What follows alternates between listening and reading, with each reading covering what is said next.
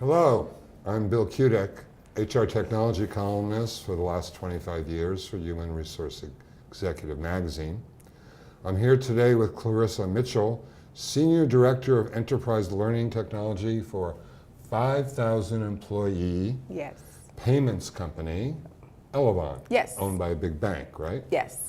Though she owns the company's LMS, has for a while, it's now happily being used for more than strictly job-related training. Yes. She's most excited about the company's new initiative in talent management, particularly in succession management, which we all know ties so closely to the LMS. So Absolutely. Tell us what's cooking over there. Yes. Well, we launched our succession management about 6 months ago, and we were very, very fortunate to launch it with our president.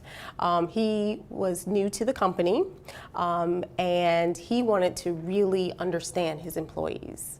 And succession management gave him that opportunity. Once I described the process, that he would be able to rate his employees, but also look at their resumes and their career preferences and where they wanted to go.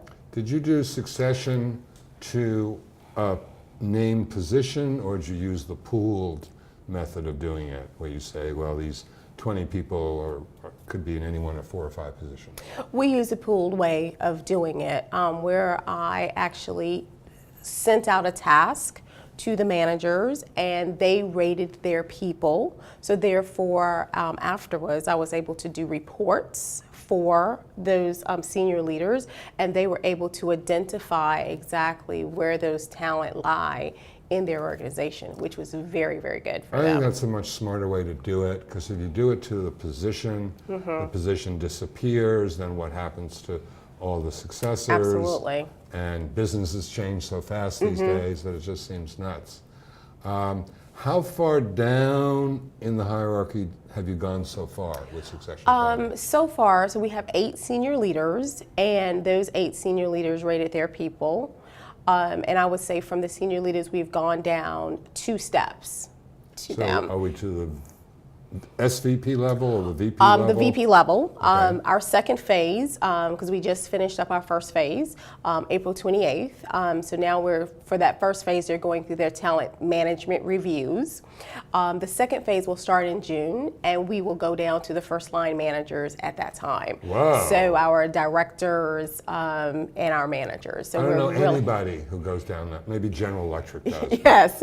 Well, we wanted to make sure that we got everyone in the company, so we can not only see those senior level leaders who are in this succession pool, but we wanted to also, everybody in the company really needs a successor. If you left today, right, who is going to replace you? So I needed to be able to name my successor, and I'm a senior director, so I needed to name someone else. Right. And then that young lady who is my LMS administrator, she needed to name someone else, and we needed to have development plans for all of those individuals. That's very impressive. And as you point out, as part of that process, you just get a sense of the talents and skills and competencies that you've got in the whole company, right? Yes, absolutely. And the reason why we really found it to be helpful is because, for example, our finance department, there were individuals that would leave, and they were the directors, or they were the people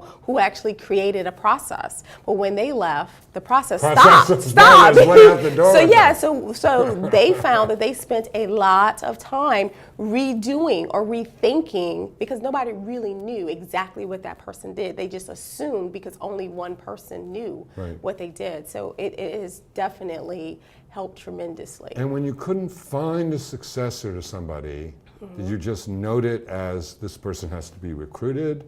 Did you go into your talent pool of applicants and say, well, this applicant could do it? How did you handle that? Well, because it is so new, we haven't gotten that far yet. Yeah, but that what goes really our far. plan have always been where we had to go outside to find that talent. But now after we have started using succession management and identifying people, we now know that we have a pool of people that we can go back and we can develop those people along the way. We can assign them mentors. They would have a development plan that is etched in stone that they can go through that. So we can do that. Now we don't have to spend money by going outside because the culture, we always wanted to promote from within.